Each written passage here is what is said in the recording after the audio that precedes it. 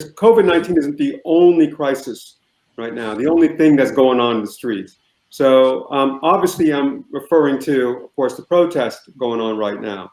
How does your census work for all three of you, right? Connect with the Black Lives Matter movement, right?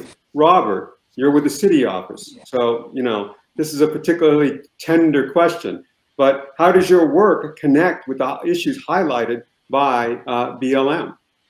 But the census is important for the Black Lives Matter movement in part because it gives us the data that we need to support the demands that we're making for equality.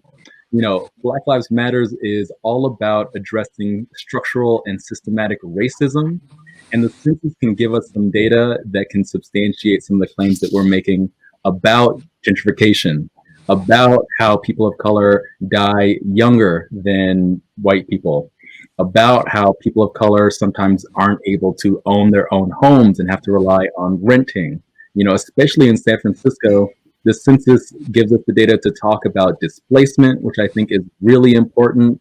And there are so many people in denial about the problem that using census data as a tool, as part of the broader conversation, to really advocate for the needs of Black people in particular, is one of the reasons why it's so important to make sure that everyone gets counted. A lot of my work has been involving artists in certain symbolic gestures, such as a Black Lives Matter sign that you see on Fulton Street in San Francisco between Webster and Laguna, in partnership with the African American Art and Culture Complex and Bay Area Mural Arts Program.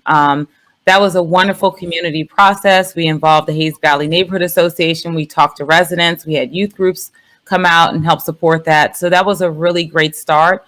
But what we want to continue as an arts collaborative is, how do we get our artists to become registered businesses so they can benefit from some COVID relief funds, for example? How do we organize our artists so they're aware of opportunities in our city government, no matter how small they become after we deal with our budget shortfall, to benefit from the resources so they can survive this really murky period? Black and urban art spaces are getting together to see how we can marry the symbolic gesture with tangibles that can really impact the Black arts community.